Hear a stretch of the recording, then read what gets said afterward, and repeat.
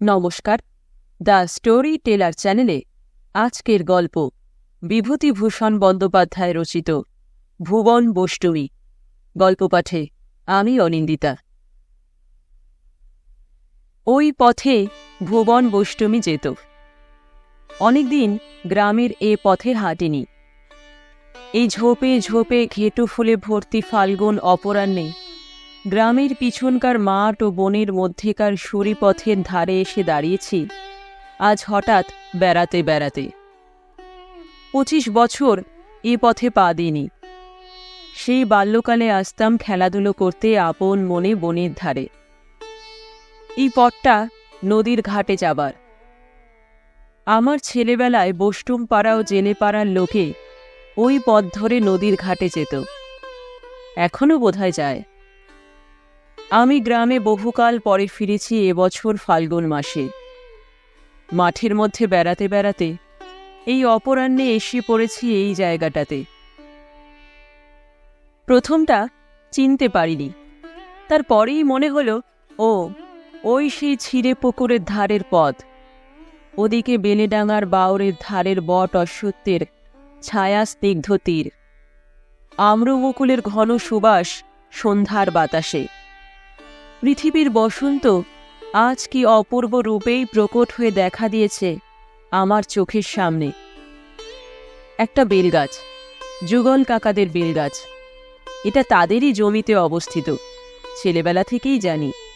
পাকা পাকা বেল ঝুলছে। কত বেল কুড়িয়ে নিয়ে যেতাম এখান থেকে ছেলেবেলায়, বেশ ভালো বেল। দাঁড়িয়ে দাঁড়িয়ে হঠাৎ ভুবন বষ্টমীর কথা মনে পড়ল। কেন? সে এ পথে যেত।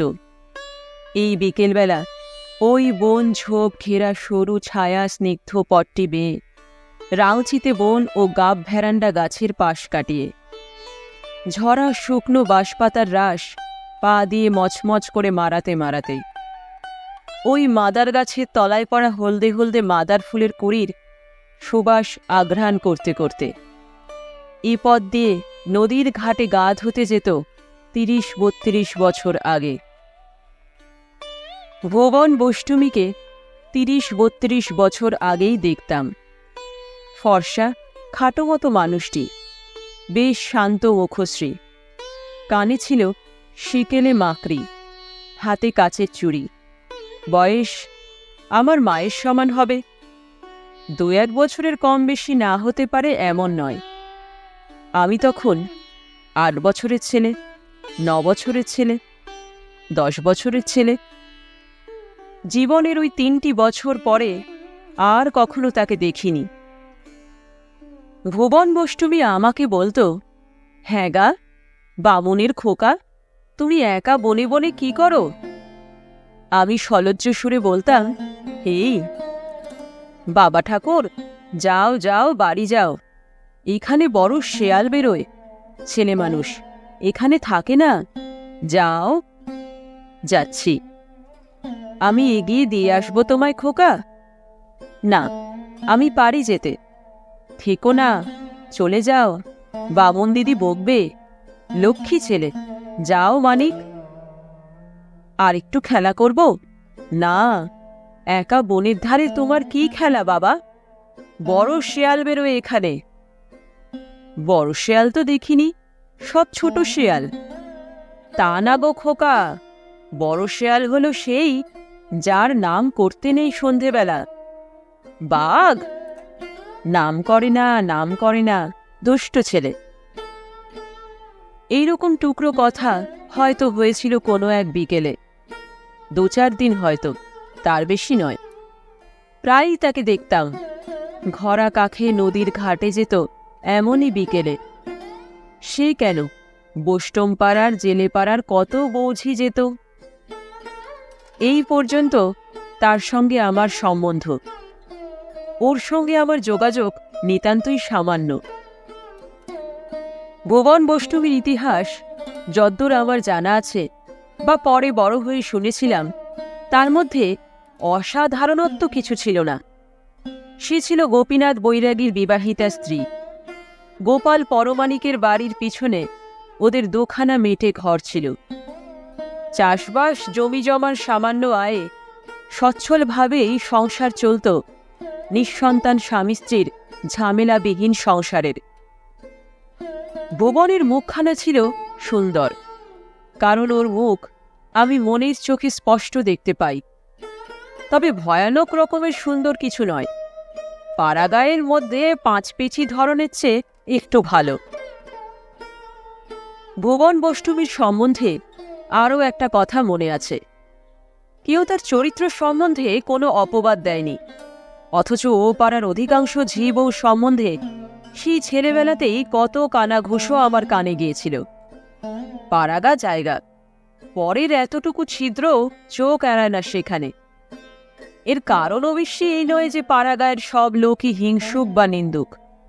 এর বড় কারণ এই যে এইসব পল্লীগ্রামে লোকের আমোদ প্রমোদের বা কৌতুকের কোনো বড় পথ নেই, যেমন আছে শহরে ফুটবল খেলা বা সিনেমা বা রাজনীতির আলোচনার মধ্যে। কি নিয়ে এরা সময় কাটায়? ওর ঘরের মুখরোচক কুৎসা নিন্দা না নিয়ে থাকলে অবসর বিনোদনের অন্য পন্থা কই? সুতরাং দোষ এদের দেওয়া যায় না সেজন্যে। এই হেন ব্রাহ্ম আলোচনার মজলিসেও ভুবন বষ্টুমীর নামে কোনো অপবাদ শুনিনি, বরং সকলে বলতো ভুবন খুব ভালো মেয়ে, শান্ত, সুশ্রী, স্নেহময়ী। এই পর্যন্ত। এর বেশি আর কিছু ওর সম্বন্ধে বলবার আছে বলে আমার মনে হয় না। অতি সাধারণ গ্রাম্য বধূদের একজন। ভুবন বষ্টুমী সম্বন্ধে আর কিছু বলবার নেই আমার, অথচ কেন এতকাল পরে এখানে দাঁড়িয়ে তাকেই আমার প্রথম মনে হল। এই পথের সঙ্গে, বনফুলের গন্ধের সঙ্গে, ফাল্গুন অপরাহ্নের সঙ্গে ৩০-৩২ বছর আগেরকার ভুবন বষ্টুমী কেন মিশে আছে?